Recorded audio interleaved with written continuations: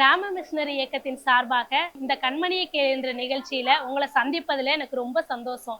இந்த கண்மணியை கேள் என்ற நிகழ்ச்சியில நீங்க நிறைய காரியங்களை கற்றுக்கொண்டு அதை கடைபிடிக்கிறீங்க. இந்த உலக மனுஷங்க கூட நம்ம சுறுசுறுப்பா இருந்தாதான் நம்மகிட்ட ஒரு காரியத்தை கொடுக்க ஆசைப்படுவாங்க.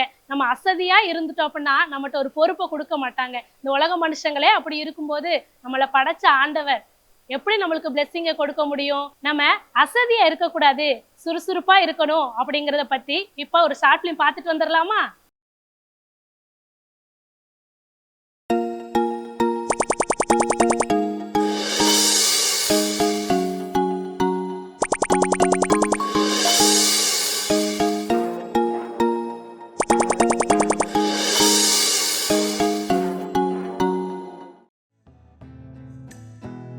டேய் சோம்பேறி, ஏன் சிட்டி குர்ரா?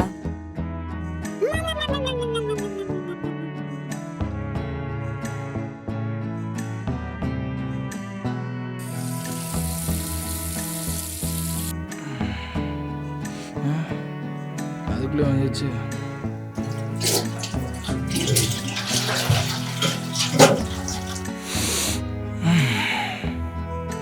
என்ன டிஸ்டன்ஸு? கை கட்டுறது ஒருத்தர் டீ இல்லை. என்ன தங்கச்சி இவ?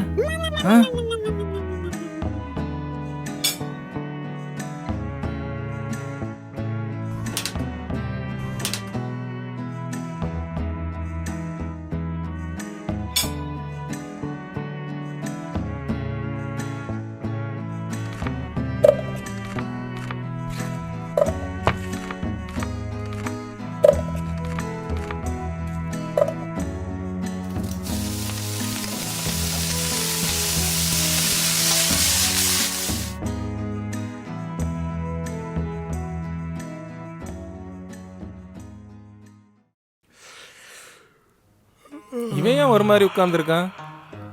என்னடா டீ ஆறி போயிருக்கு, டீயை கூட எடுத்து குடிக்கலையா? அப்பா, தங்கச்சிக்கு பொறுப்பே இல்லப்பா. டீ எங்க வச்சுட்டு போயிருக்கா பாருப்பா. டேய், இதுல இருக்கிற டீ எடுத்து குடிக்க முடியாதாடா? வர வர ரொம்ப சோம்பேறி ஆயிட்டு போறடா. இதுல வேற நீ அவளை கம்ப்ளைண்ட் வேற பண்ணிட்டு இருக்க. உங்களுக்கு தெரியாதுப்பா, தங்கச்சி டெய்லி இப்படிதான்ப்பா பண்ணிட்டு இருக்கா. இடியட், எந்திரிச்சு எடுத்து குடிடா. சரி, போறது போறீங்க, அதை எடுத்து கொடுத்துருப்போங்க. ரஸ்கல், இப்படிதான் ஏன் வாழ்றது?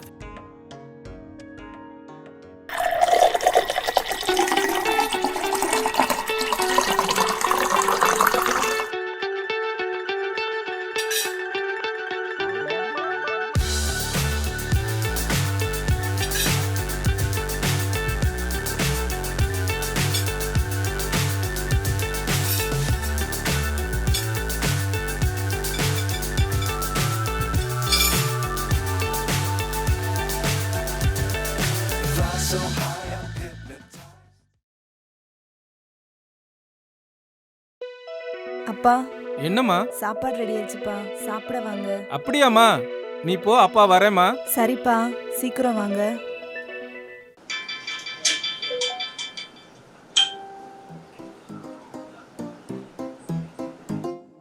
டேய், இப்படி படுத்து படுத்து தூங்கிட்டு இருந்தா வாழ்க்கையில எப்பதான்டா உருப்பட போற? பா, தூங்கலப்பா, கேம் தான் விளையாண்டுட்டு இருக்கேன். இப்படியே கேம் விளையாடிட்டு இருந்தா நீ பெரிய அறிவாளி ஆயிருவே. நீ பா, இப்போ நான் அறிவாளி ஆன உடனே இந்த உலகத்துக்கு எல்லா பிரச்சனையும் தீர்ந்துருமா? நல்லா தான்டா பேசுற, ஆனா பேசுறத ஸ்டைல்ல காட்டினா உருப்பட்டுருவாடா. ஆமா ஆமா பா, நான் உருப்புறதுக்கு தான் பிஸ்னஸ் பண்ண உங்கள்கிட்ட பணம் கேட்குறேன். நீங்கள் இன்னைக்கு வரைக்கும் அது ஒன்றுமே சொல்ல மாட்டீங்க. உன் கூட படிச்சவெல்லாம் வேலைக்கு போறான், நீ வீட்லயும் ஒரு வேலையும் செய்ய மாட்ற, சும்மா படுத்தே கிடக்குற. உன்னை நம்பி நான் எப்படி பணம் தர்றது? பணத்தை கொடுத்தாதான்ப்பா தெரியும். பூட்டி வச்சுக்கிட்டு கற்பனையில் பேசாதீங்க. நீ முதல்ல ஒரு வேலைக்கு போ, 4 பணத்தை சம்பாதி, அப்போ உன் மேல எனக்கு நம்பிக்கை வரும், அப்போ நான் பணம் தரேன். எல்லா அப்பாவும் இப்படிதான்ப்பா, ஏதாச்சும் ஒரு ரெஸ்ட்ரிக்ஷன் வச்சுக்கிட்டே தான் இருக்கீங்க. நீ எல்லாம் எங்கடா உருப்பட போற? பா பா, என் பிஸ்னஸ்க்கு ஏதாவது வழி சொல்லுப்பா. பா, என்னம்மா பைபிள் படிச்சிட்டு இருக்கியா? ஆமாப்பா. ஏன்பா டல்லா இருக்கீங்க? ஒன்றும் இல்லைம்மா, வர வர உங்க அண்ணனை நினைச்சாதான் எனக்கு ரொம்ப கவலையா இருக்கு. ஏன்பா, என்னாச்சுப்பா? வர வர உங்க அண்ணன் ரொம்ப சோம்பேறி ஆயிட்டே போறாமா. நீ வச்ச டீயை கூட எடுத்து குடிக்கலன்னா பாரு. ஆமாப்பா, அவன் எந்த வேலையும் செய்ய மாட்டான்ப்பா. இப்படியே அவன் எல்லா வேலையும் தள்ளி தள்ளி போட்டுக்கிட்டே இருக்கிறான்ப்பா. இப்படி இருந்தா அவன் வீணா போயிடுவான்ப்பா. ஆமாம்மா, அண்ணனை நினைச்சா எனக்கும் ரொம்ப கவலையா தான் இருக்கு. நீ பைபிள் படிச்சுட்டு அண்ணனுக்காக ப்ரேயர் பண்ணு, சரியாமா? சரிங்கப்பா.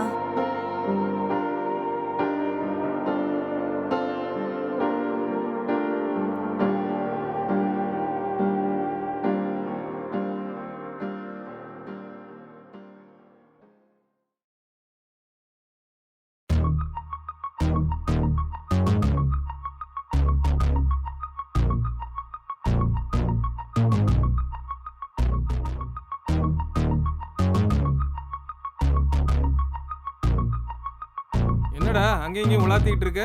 அப்பா ஒரு வாரம் ஊருக்கு போறேன்டா. எதுக்குப்பா? எங்க போறீங்க? ஏன்? என்னமோ வெட்டி முறிக்கிற மாதிரி இத்தனை கேள்வி கேட்குற? வெட்டி முடிக்க தான்ப்பா பணம் கேட்குறேன், நீங்க கொடுக்கவே மாட்டீங்க. பணம் கொடுத்தா என்ன செஞ்சிருவ? அப்படி உங்ககிட்ட என்ன பிசினஸ் ஐடியா இருக்கு? பா, ஐடியா 1000 இருக்கு. நீங்க பணம் கொடுத்தாதான் என்னால ப்ரூவ் பண்ண முடியும். சரி பாப்போம் உன் ஐடியா என்னன்னு. நாளைக்கு பணத்தை ஏற்பாடு பண்ணிட்டு போறேன். ம், சரிப்பா. கொடுப்பாரா மாட்டாரா?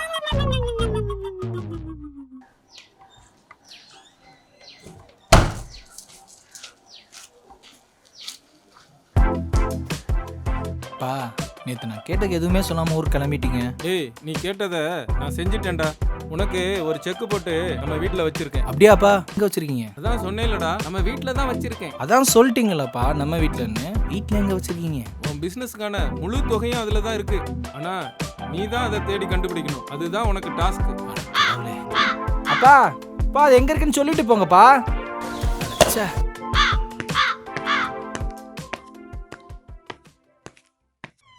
செக் வச்சிருக்கேன்றாரு. எங்க வச்சிருக்காரு? செக் வச்சேனே செக் வச்சிட்டாரு. எங்க வச்சிருப்பாரு? எங்க வச்சிருப்பாரா? இல்லையே. எங்க? எங்கயா? இல்லையே. என்ன இப்படி பண்ணிட்டாரு அப்பா? பிசினஸ் பண்றதுதான் டாஸ்க்னு நினைச்சேன். பிசினஸ்க்கே டாஸ்க் வைக்கிறாரு. நம்ம தேடுறதே ஒரு வேலையை நம்மள செய்ய வைக்கணும்னு அப்பா பிளான் பண்ணிருப்பாரோ. நாளைக்கு அடிக்கலாம். பப்ஜியில் அப்டேட் போட்டிருப்பாங்க, பேசாம அதை விளாடும்.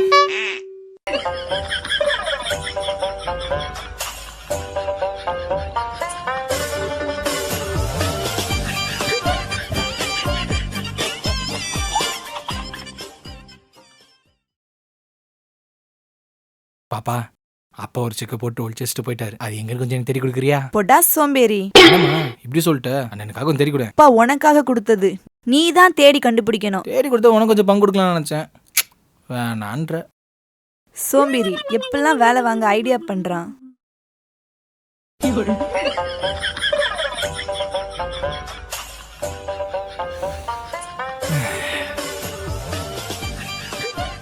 படுத்து படுத்து நமக்கே போர் அடிக்குது. பேசாம அப்பா சொன்ன செக்க தேடி பாப்போமா?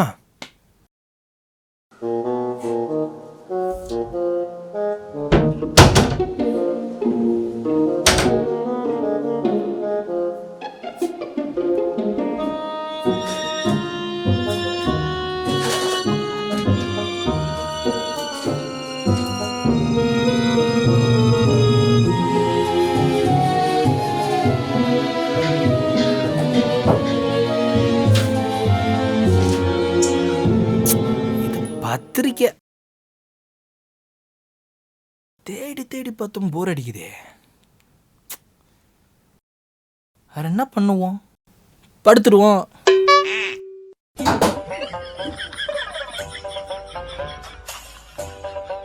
படுத்து என்ன பண்ணுவோம்? தூங்கிடுவோம். வீடு முழுக்கும் தேடிட்டோமே, எங்கேயும் கிடைக்கல. ஒருவேளை படுத்து படுத்து தூங்குறோன்னு வெட்டுக்கிளி வச்சிட்டாரோ?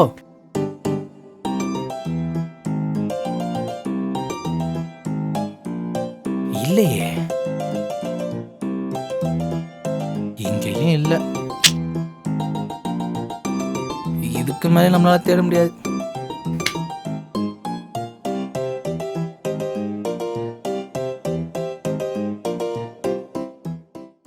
ஏ லூசு. என்னடா சோம்பேறி? ஏய் என்ன பாப்பா, அதுக்கு நான் என்ன மரியாதை இல்லாம சொல்லுவ? நீ ஃபர்ஸ்ட் மரியாதையா கேட்டியா? சரி என்னன்னு சொல்லு இப்போ. பாப்பா, அப்பா நாளை காலைல வந்துருவாரு. நான் ஒன்னும் செக்க கண்டுபிடிக்கவே இல்லை. கொஞ்சம் ஹெல்ப் பண்ண. நீ உருப்படன்னு சொல்லிதான் அப்பா அந்த வேலையை உன்கிட்ட சொன்னாரு. நீ அதை செய்யாம என்கிட்ட சொல்றியா? உனக்கு அப்பாவே பரவாயில்லையேம்மா, நீ அப்பாவுக்கு மேலேயே பேசுறியே. நான் அப்பாவோட பிள்ளை, உன்ன மாதிரி சோம்பேறி கிடையாது. சரிம்மா, பார்த்து போ.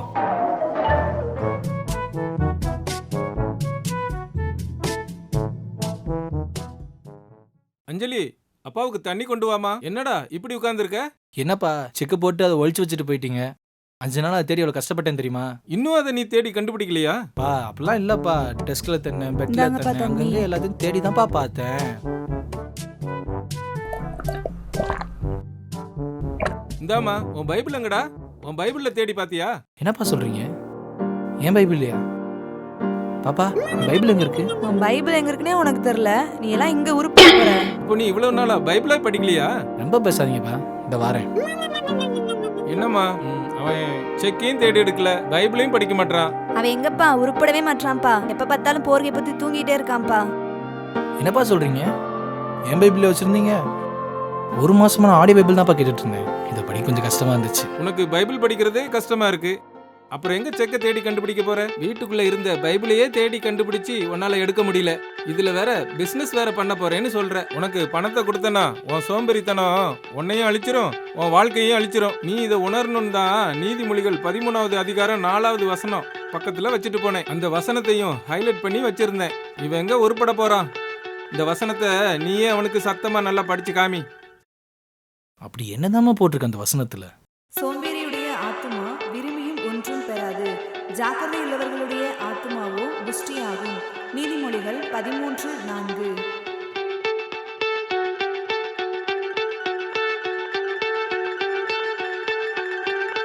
என்ன ஃப்ரெண்ட்ஸ், இந்த ஷார்ட் ஃபிலிம் பார்த்துட்டு நீங்க அசதியா இருக்க மாட்டீங்கன்னு சொல்லி நான் நம்புறேன் ஃப்ரெண்ட்ஸ். நம்ம எல்லாரும் இன்னும் சுறுசுறுப்பா இருக்க போறோம். நம்மளுக்கு பிடிச்ச விஷயத்தை செய்யும் போது அதை சுறுசுறுப்பா செய்வோம். நம்மளுக்கு பிடிக்காத ஒரு காரியத்தை யாராவது சொல்லிட்டாங்கன்னா அது அசதியா சோம்பேறியா நம்மளுக்கு பிடிக்காத மாதிரி அந்த காரியத்தை செய்வோம். ஆனா எல்லா காரியங்களிலும் நம்ம சுறுசுறுப்பா இருக்கணும்னு சொல்லி நம்மளுக்கு செய்தி கொடுக்க வராங்க நம்ம ஜீவாக்கா. செய்திக்குள்ள போலாமா? ஆண்டவராகிய இயேசு கிறிஸ்துவின் நாமத்தினாலே கிராம மிஷனரி இயக்கத்தின் சார்பாக கண்மணியே கேள் என்ற வாலிபர்களுக்கான இந்த சிறப்பு நிகழ்ச்சியின் மூலம் உங்களை சந்திக்கிறதுல நான் ரொம்ப சந்தோஷப்படுறேன். அன்பான வாலிப தம்பி தங்கைகளே, நீங்க எல்லாரும் இந்த கண்மணியை கேள் நிகழ்ச்சியை பார்த்துட்டு வர்றீங்க. உங்க ஃப்ரெண்ட்ஸுக்கு நீங்க அறிமுகப்படுத்தியிருப்பீங்கன்னு நினைக்கிறேன். இந்த செய்தி, இதுல கொடுக்கப்படுகிற வார்த்தைகள் உங்க வாழ்க்கைக்கு நிச்சயமா பிரயோஜனமா இருக்கும் அப்படின்னு சொல்லி நாங்க கர்த்தருக்குள்ள நம்புகிறோம். நீங்க எங்க ஊழியத்தோடு கூட தொடர்பு கொண்டீங்கன்னா, நீங்க லீவு நாட்கள்ல ஏசப்பாவுக்காக நான் ஏதாவது செய்யறேன் அப்படின்னு சொல்லி ஆசைப்பட்டீங்கன்னா எங்களை நீங்க தொடர்பு கொள்ளுங்க. வருகிற மே 1ஆம் தேதி வாலிபர்களுக்கான ஒரு பெரிய சிறப்பு கூட்டம் ஒன்றை நாங்க ஆயத்தப்படுத்தியிருக்கிறோம். உங்க எல்லாருக்கும் தெரியும்னு நினைக்கிறேன். 1,00,000 வாலிபர்களுக்கான ஒரு பெரிய வாலிபர் மாநாடு. முகாமிற்காக உங்களால முடிந்த வேலையை, உங்களால முடிந்த உழைப்ப, நேரத்தை நீங்க ஏசப்பாவுக்காக கொடுத்து ஆண்டவருடைய ஆசீர்வாதத்தை நீங்க பெற்றுக்கொள்ளணும் அப்படின்னு சொல்லி நான் ஆசைப்படுறேன். ஏன்னா இந்த உலகத்துல நம்ம ஏசப்பாவுக்காக என்ன காரியம் செய்யறோமோ அதுதான் பரலோகத்துல நமக்கு பொக்கிஷமா சேர்த்து வைக்கப்படுமா. மத்த எல்லா காரியத்திற்கும் இந்த உலகத்துக்கு பலன் கிடைச்சிரும். ஆனா ஏசப்பாவுக்காக நம்ம என்ன காரியம் செய்யறோமோ அதற்கான பிரதிபலன் இந்த இம்மையிலையும் நமக்கு கிடைக்கும், மறுமையில பரலோக ராஜ்யத்திலையும் அது நமக்கு கிடைக்கும். இந்த நாள்ல கூட என்ன டாபிக் பத்தி நம்ம இன்னைக்கு செய்தி கேட்க போறோம் அப்படின்னு சொல்லி நீங்க யோசிக்கிறீங்கல்ல. சுறுசுறுப்பு அப்படிங்கிற தலைப்புல தான் இன்னைக்கு நம்ம செய்தியை கேட்க போறோம். செய்தி அப்படின்னாவே உங்களுக்கு ரொம்ப போர் அடிக்குதுல்ல. இன்னைக்கு நான் ஒரு குட்டி ஸ்டோரியோட கூட உங்களுக்கு ஆண்டவரோட வார்த்தையை நான் சொல்லணும்னு சொல்லி ஆசைப்படுறேன். ஒரு வீட்டுல ஜான் ஜெசின்னு 2 பேர் இருந்தாங்க, அண்ணனும் தங்கச்சியும்.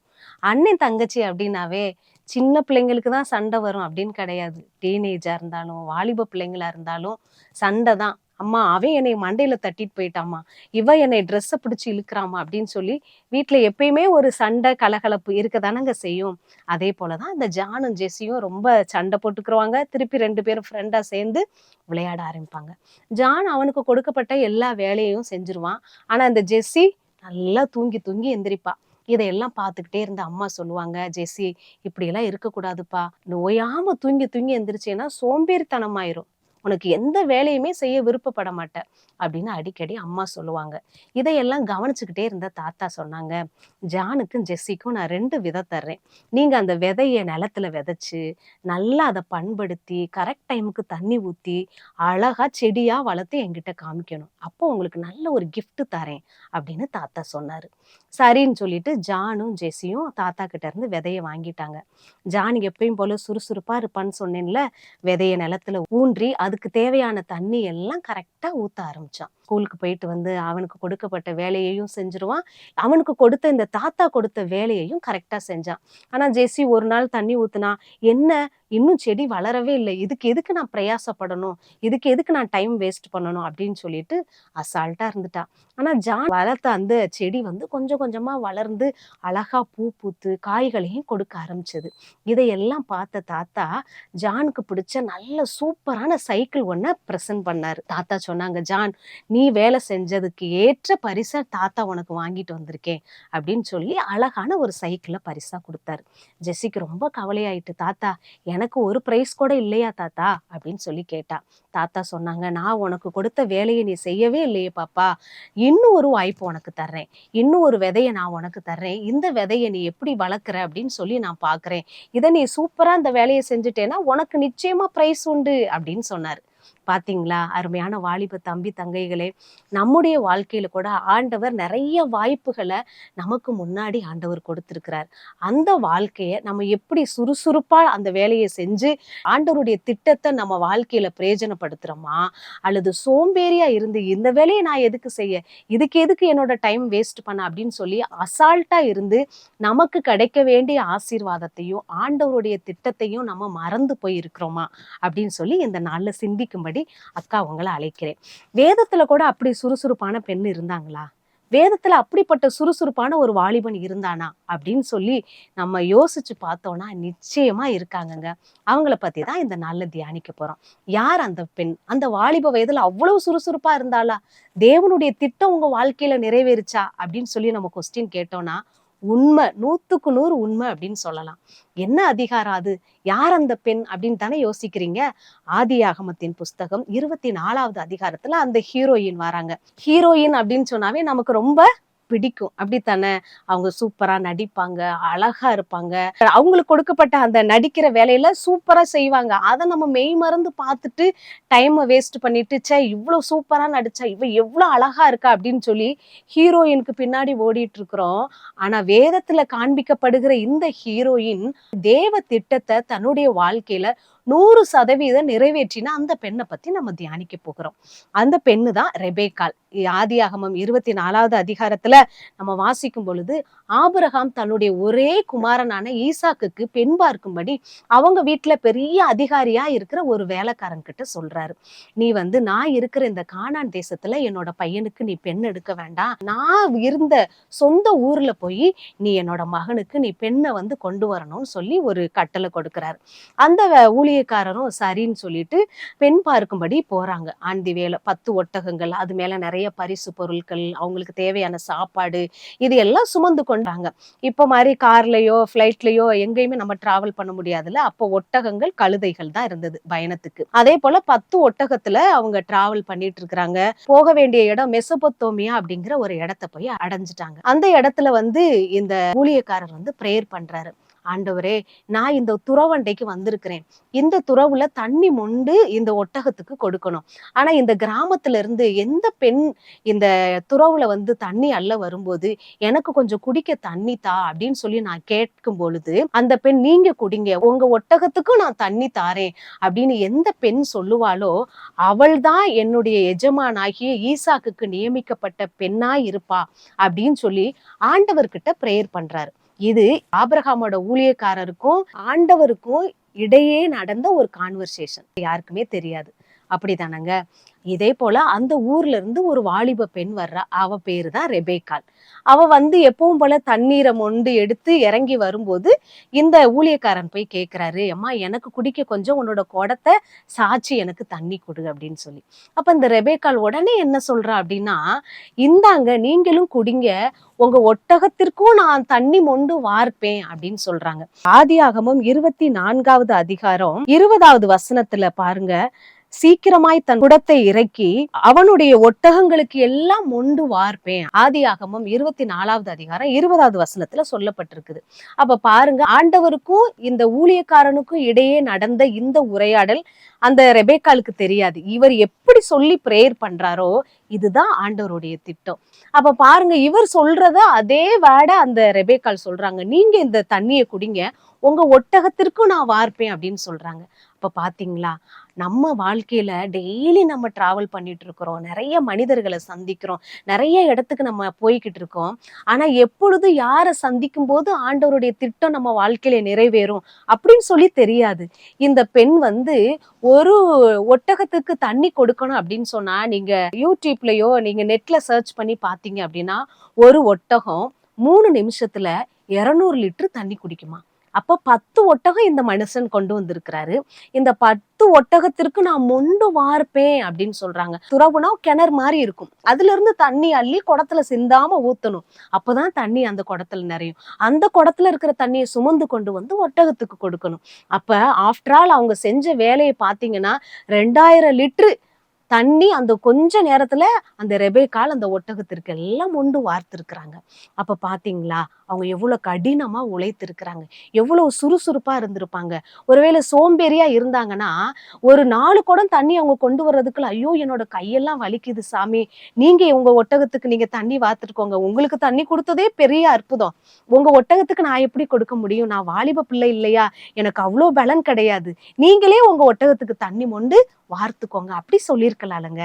இவ வீட்லயும் ஒரு சுறுசுறுப்பான கடின உழைப்பாளியா இருந்ததுனாலதான் எல்லா ஒட்டகத்துக்கு நான் மொண்டு வார்ப்பேன்னு அவளால சொல்ல முடிஞ்சது. அது எவ்வளவு தண்ணி குடிக்கும்னு அவளுக்கு தெரிஞ்சிருக்கும்.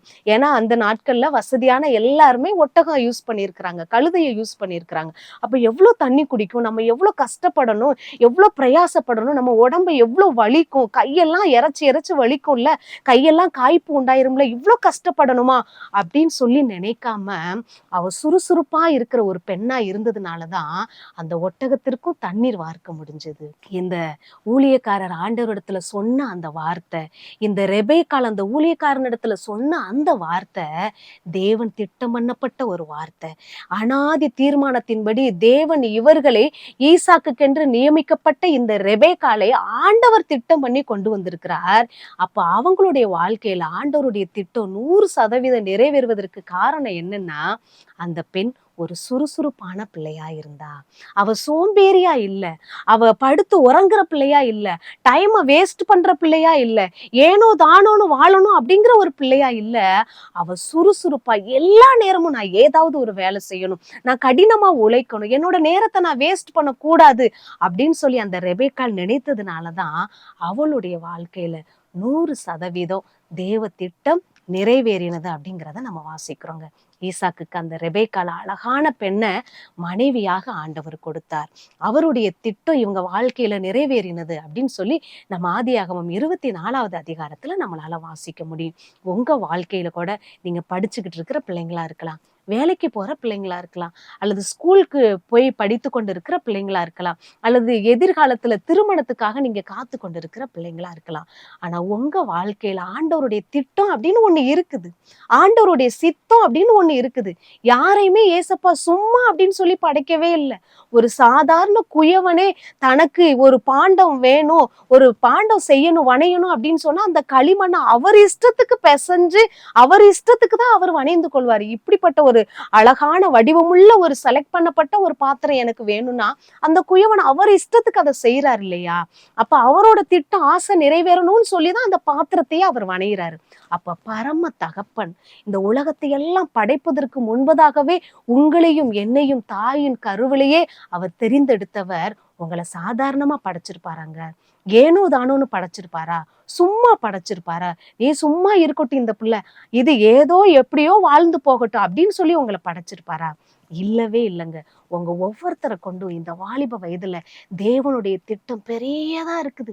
நீங்க நினைக்கலாம் என் வாழ்க்கை சாதாரண வாழ்க்கை தான், நான் தண்ணி எடுத்து இந்த ஒட்டகத்துக்கு ஊத்துறதுதான் ஏன் வேலை அப்படின்னு அன்னைக்கு ரெபேக்காள் நினைச்சிருக்கலாம். இதுதான் எனக்கு கொடுக்கப்பட்ட வேலை, அந்த வேலையை நான் உண்மையா செய்யறேன், இந்த வேலையில நான் சுறுசுறுப்பா இருப்பேன் அப்படின்னு சொல்லி அவளுடைய வேலையை சுறுசுறுப்பா செஞ்சா. ஆனா தேவனுடைய திட்டம் அவள் நினைத்து பார்க்க முடியாத நேரத்துல அவளுக்கு கொண்டு வந்தது, தேவனுடைய ஆசீர்வாதத்தை அவளுக்கு கொண்டு வந்தது. வந்தது. அவளுக்கு கடகங்களை போடுறாங்க, பெரிய பெரிய தங்க வளையல்களை பரிசா அந்த ஊழியக்காரன் கொடுக்கிறாரு. அவன் நினைச்சு பார்க்க முடியாத பரிசு பொருட்கள் எல்லாம் அவளுக்கு கொடுக்கப்படுது. இப்ப பெண்ணுக்கு நிறைய வரதட்சணை கேக்குறாங்கங்க. ஆனா அப்பெல்லாம் பாருங்க, ஈசாக்கு நிறைய பவுன ரெபேக்காலுக்கு போட்டுதான் திருமணம் பண்றாங்க. இப்படிப்பட்ட மாப்பிள்ளைங்க இன்னைக்கும் இருக்கணும். பெண்ணுக்கு நம்ம தான் பவுன் போட்டு கல்யாணம் பண்ணணும் அப்படின்னு சொல்லி இன்னைக்கும் இப்படிப்பட்ட ஈசாக்குகள் எழும்பணும் அப்படின்னு சொல்லி ஆண்டவர் விரும்புறார். சரி, பெண்கள் தான் இப்படி இருந்தாங்க சுறுசுறுப்பா, ஆண்களும் அப்படி இருந்தாங்களா, வாலிபனும் அப்படி இருக்கிறானா பைபிள்ல அப்படின்னு சொல்லி நீங்க யோசிக்கிறது, வாலிப தம்பிமார் கேட்கறது எனக்கு புரியுது. நியாயாதிபதிகள் 6வது அதிகாரத்துல ஒரு வாலிபன் வர்றான். அவன் வாழ்க்கையில என்ன நடந்ததுன்னு சொல்லி பார்ப்போம். அவனை குறிச்சு நினைச்சிருக்கிற நினைவு எல்லாம் ரொம்ப சின்னதுதான். இப்படியா நான் வாழ போறேன் அப்படின்னு கூட அவன் நினைச்சே பார்க்கல. அது யார் அப்படின்னு சொன்னா கிதியோன். பயந்தாங்கோலினா, என்னுடைய ஃபேமிலியில நான் தான் ரொம்ப சின்னவன் அப்படிங்கிற ஒரு நினைவோடு வாழ்ந்து கொண்டிருந்த ஒரு வாலிபன் தான். இன்னைக்கும் நீங்க நினைக்கிறீங்களா, நான் படிக்கிற காலேஜ்ல நான் தான் எல்லாத்தையும் விட ரொம்ப லோவா படிக்கிறேன், என்னைய எல்லாரும் சோம்பேறி பையன்பாங்க, நீ ஒன்னத்துக்கு உதவ மாட்டேன்பாங்க, வீட்டுக்கு வந்தா வீட்டுக்காவது நான் ஒரு ஹீரோ மாதிரி இருப்பேன்னு நினைக்கிறீங்களா? வீட்லயும் நான் அப்படிதான், இவன் எதுக்குமே ஆக மாட்டான், நீ என்னத்த சாதிக்க போற, நீ இருக்கிற நிலைமையில உன்னை பார்த்தா பரிதாபமா இருக்கு, இப்படிப்பட்ட வார்த்தைகள் உங்களை பார்த்து சொல்லியிருக்கலாம். ஆனா ஆண்டவர் உங்களை பார்த்து என்ன சொல்றாரு தெரியுமா? கிதியோனுக்கு என்ன சொன்னாரோ அதே போலதான் உங்களை பார்த்து ஆண்டவர் சொல்றார். இது என்ன சம்பவம் அப்படின்னா, மீதியானியர் அப்படின்னு ஒரு தேசத்துல இருக்கிற அந்த மீதியானியர்கள் இஸ்ரவேல் ஜனங்களை ஒடுக்குன ஒரு நாட்கள். என்ன செய்வாங்கன்னா, இந்த இஸ்ரவேல் மக்கள் அவங்களோட தானியங்கள், அவங்களோட எல்லா விளைநிலங்களை எல்லாம் பயிரிட்டு சூப்பரா வளர்த்து கொண்டு வருவாங்க. இந்த மீதியானியர் அப்படிங்கிற அந்த தேசத்துல இருக்கிற ஜனங்கள் வேகமா வருவாங்க கூட்டமா. இவங்க எதையெல்லாம் விதைச்சு விளைய வச்சிருக்கிறாங்களோ சூப்பரா, அதையெல்லாம் அவங்க அபகரிச்சுட்டு போயிருவாங்க. ஆடு மாடுகள் எல்லாம் ஓட்டிட்டு போயிருவாங்க. இதனால இந்த இஸ்ரவேல் ஜனங்கள் ரொம்ப ஒடுக்கப்பட்டாங்க, ரொம்ப கஷ்டமா இருந்தது. நம்ம சம்பாதிச்சு சம்பளம் வாங்கணும்னு இருக்கும்போது அந்த சம்பளத்தை வேற யாராவது பறிச்சுட்டு போனா நமக்கு எவ்வளவு கஷ்டமா இருக்குங்க. யோசிச்சு பாருங்க. நீ நல்லா படிச்சு டெஸ்ட் எழுதணும்னு இருந்திருப்ப, உன்னோட பேனா மிஸ் ஆயிருக்கும், உனக்கு எவ்வளவு படபடப்பா இருக்கும். இப்படிப்பட்ட ஒரு சூழ்நிலை தான் இந்த இஸ்ரவேல் ஜனங்களுக்கு இருந்தது. இந்த நிலையில எல்லாரும் பயந்து போய் ஒடுங்கி போய், ஐயோ நம்மள அடிமையா கொண்டு போயிருவாங்களோ, நம்மளை கொன்னு போட்டுருவாங்களோ அப்படின்னு சொல்லி எல்லாரும் பயந்து கொண்டு இருக்கிற நேரத்துல இந்த கிதியோன் மட்டும் என்ன செய்யறாராம், அவருடைய கோதுமைய அவங்க விளைய வச்சிருப்பாங்கல்ல, விதைச்சு களையெல்லாம் எடுத்து உரம் போட்டு தண்ணி பாய்ச்சி நல்லா வளர்ந்து கோதுமை மணியா இருக்கும்போது அறுவடை செய்ய வேண்டிய நேரத்துல அந்த மீதியானியர்கள் வந்து எடுத்துட்டு போயிடுறாங்க. ஆனா நம்ம இன்னைக்கு அப்படி விடக்கூடாது. இந்த கோதுமையை நம்ம எப்படியாவது அதை கிளியர் பண்ணி நம்ம வீட்டுக்கு கொண்டு வந்துடணும் அப்படின்னு சொல்லி சுறுசுறுப்பா அந்த வாலிபன் தன்னுடைய கோதுமையை பத்திரமா அந்த களத்துல கொண்டு வந்து அதை கிளீன் பண்ணி எடுத்து நமக்குரிய சொத்தை நம்ம வேஸ்டா ஆக்காதபடி நமக்கு கொண்டு வரணும் அப்படின்னு சொல்லி ஆலையில வேலை பார்க்கிற ஒரு வாலிபனா இருக்கிறான். யாருமே அந்த வேலையை செய்யலைங்க. எல்லாரும் அவங்கவுங்க வீட்டுல முடங்கி கிடக்குறாங்க, பயந்து போய் இருக்கிறாங்க, என்ன நடக்குமோ அப்படின்னு சொல்லி யோசித்து கலக்கத்தோட இருக்கிறாங்க. ஆனா இந்த வாலிபன் சும்மா தூங்கி இருக்கலாம், அம்மா அப்பா இருக்காங்கல்ல அவங்க பாத்துப்பாங்க, பெரியவங்க இருக்காங்கல்ல அவங்க பாத்துப்பாங்க அப்படின்னு சொல்லிட்டு இல்ல, நான் கஷ்டப்பட்டு உருவாக்கின இந்த கோதுமையை நான் வீணா விட்டுற மாட்டேன், நான் விரயமா ஆக்கிற மாட்டேன், இதை நான் எப்படியாவது ஆலையில கொண்டு வந்து அதை சரியா பிரிச்சு எடுத்து நான் இந்த கோதுமையை பத்திரமா வீட்டுக்கு கொண்டு வருவேன் அப்படின்னு சொல்லி நியாயாதிபதிகள் 6வது அதிகாரம் 11வது வசனத்துல நீங்க வாசிச்சு பாத்தீங்கன்னா, ஆலைக்கு சமீபமாய் அதை போரடித்தான். இப்படி போர் அடிச்சு அதையெல்லாம் கிளீன் பண்ணிட்டு இருக்கும் போதுதான் 12வது வசனத்துல தேவதூதன் வர்றாரு. பாருங்க, சுறுசுறுப்பா வேலை செய்து கொண்டிருந்த இந்த வாலிபனை தேடி யார் வர்றா? தேவதூதன் வர்றாரு. சுறுசுறுப்பா தண்ணி எடுப்பதற்கு வந்த ரெபேக்காலை தேடி ஆபிரகாமின் பெரிய அதிகாரியா இருக்கிற ஒரு வேலைக்காரன் தேடி வந்து நிற்கிறார். பாருங்க, நம்மளுடைய வேலையில சுறுசுறுப்பா இருக்கும் பொழுது ஒரு பெரிய ஆட்களை ஆண்டவர் அனுப்புகிறார். இதையெல்லாம் கவனித்து கொண்டு இருக்கிற பரலோகம் அவருடைய திட்டத்தை செயல்படுத்தும்படி தேவதூதனை அனுப்புகிறார். தேவதூதன் வந்து நின்னு சொல்றாரு, கர்த்தருடைய தூதனானவர் அந்த கிதியோனுக்கு தரிசனமாகி, பராக்கிரமசாலியே கர்த்தர் உன்னோடே இருக்கிறார். எவ்வளவு பெரிய வார்த்தை பாருங்க. இவன் நினைக்கிறதெல்லாம் நான் பயந்தா கோலி, என்னோட ஃபேமிலி பேக்ரவுண்ட்ல எதுவுமே கிடையாது சொல்லிக் கொள்றதுக்கு, நான் ரொம்ப சின்னவேன்னு சொல்லி நினைச்சிட்டு இருக்கிறான். ஆனா ஆண்டவருடைய பார்வையில இந்த கிதியோன் எப்படிப்பட்டவனா இருந்தானா? பராக்கிரமசாலியா இருந்தானா. இந்த ஒரு வாலிபனை தெரிந்தெடுத்து அந்த மீதியானியரின் கைகளில் இருந்து ரட்சிக்கும்படி ஒரு பெரிய திட்டத்தை இந்த வாலிபனோட கரத்துல கொடுத்தாருங்க. மீதியானியர்கள் லட்சக்கணக்கான படைகள் நிறைந்தவங்க. அத்தனை படை வீரர்களையும் ஒரே நாள் இரவுல 300 பேர் சேர்ந்து வெற்றியை அடைந்தாங்க அப்படின்னு சொல்லி இந்த நியாயாதிபதிகள் புஸ்தகத்துல நம்ம வாசிக்கிறோம். நீங்க தொடர்ந்து இந்த 6வது அதிகாரத்தை வாசிச்சு பாத்தீங்கன்னா, சாதாரணமான 300 பேரை கொண்டு லட்சக்கணக்கான பெரிய படைகளை முறியடிப்பதற்கு இந்த கிதியோன் தான் தலைவனா இருந்தான். சாதாரணமான வாலிபன் தாங்க. ஆலையில தன்னோட கோதுமையை கொண்டு வரணும்னு சொல்லி சுறுசுறுப்பா வேலை செய்த ஒரு வாலிபன் தான். ஆனா இவனுடைய வாழ்க்கையில தேவனுடைய திட்டம் மகா பெரியதா இருந்தது. இவ்வளோ பெரிய தேசத்தையே விடுவிக்கிற ஒரு பெரிய திட்டம் இந்த வாலிபனுக்கு கொடுக்கப்பட்டது. எப்படி, எதுக்காக கொடுக்கப்பட்டது? எப்படி அந்த வாலிபனை போய் செலக்ட் பண்ணாரு தேவன் அப்படின்னு சொல்லி தானே நீங்க நினைக்கிறீங்க. அவனுடைய வேலையில சுறுசுறுப்பா இருந்தான். எல்லாரும் உறங்கி கொண்டிருக்கிற நேரம், எல்லாரும் இளைப்பா இருக்கிற நேரம், எல்லாரும் சாப்பிட்டு தூக்க மயக்கத்துல இருக்கிற நேரத்துல என்னோட அந்த விளைநிலத்தை நான் யாருக்கு விட்டு கொடுக்க முடியாது. என்னோட உழைப்ப கஷ்டப்பட்டு சம்பாதித்த இந்த பணத்தை நான் விரயமாக்க முடியாது. நான் கண் விழித்து நான் சுறுசுறுப்பா இருந்து என்னோட வேலையில நான் ஜாக்கிரதையா இருப்பேன் அப்படின்னு சொல்லி இருந்தான் அந்த வாலிபன். அந்த வாலிபனை கொண்டு இஸ்ரவேல் ஜனங்களுக்கு ஒரு பெரிய ரட்சிப்பை தேவன் கட்டளையிட்டார். இவன் நியாயாதிபதியா இருந்து இஸ்ரவேல் ஜனங்களை விடுதலையாக்கி ரட்சிக்கிற ஒரு பெரிய திட்டத்தை இந்த வாலிபனுக்கு கொடுத்தாங்க. இந்த நாளிலும் இந்த வார்த்தையை கேட்டுக்கொண்டிருக்கிற அருமையான வாலிப தங்கச்சி, அருமையான வாலிப தம்பி, உன்னுடைய வாழ்க்கையில நீ சுறுசுறுப்பா இருக்கும் பொழுது தேவனுடைய திட்டம் உன் வாழ்க்கையில மகா பயங்கரமான காரியங்களை செய்ய முடியும் அப்படிங்கிறதுக்கு இந்த ரெபேக்காள் ஒரு சாட்சி, இந்த கிதியோன் ஒரு சாட்சி. உங்களுக்கு நீங்க இந்த வாலிப வயதுல வேஸ்டா ஆக்கிராம, தூங்கி தூங்கி உங்க வாழ்க்கையை சோம்பேறித்தனமா ஆக்கிராம, நீங்க உங்க வாழ்க்கையை ஆண்டவருடைய திட்டத்துக்கு ஒப்பு கொடுத்து பாருங்க. சுறுசுறுப்பா உங்க வேலைகளை செய்து பாருங்க. தேவன் உங்களை கொண்டு பெரிய காரியங்களை செய்வார். ஒரு தேவ ஊழியர் இப்படியாக சொல்லுகிறார், சோம்பேறியின் இருதயம் பிசாசின் தொழிற்கூடம் என்று. அப்போ ஒரு தொழிற்சாலையில அதுக்கு தேவையான எல்லா உபகரணங்களும் இருக்கும். அதே நேரம் சோம்பேறியோட இருதயத்துல பிசாசுக்கு தேவையான எல்லா உபகரணங்களும் அதுக்குள்ளதான் நிறைஞ்சு கிடக்குமா. இது எவ்வளவு வேதனையை நிறைந்த ஒரு செய்தி. யோசிச்சு பாருங்க. சுறுசுறுப்பா உள்ள பிள்ளைங்களா, தான் நேரத்தை வேஸ்ட் பண்ணாம ஏதாவது ஒரு காரியத்துல ஆண்டவருக்காக செயல்படுறவங்களா உங்க வாழ்க்கையை ஆண்டவருக்கு ஒப்பு கொடுங்க. நிச்சயமாகவே அவருடைய திட்டம் உங்க வாழ்க்கையில நிறைவேறும் அப்படிங்கிறதுல எந்த ஒரு சந்தேகமும் இல்லைங்க.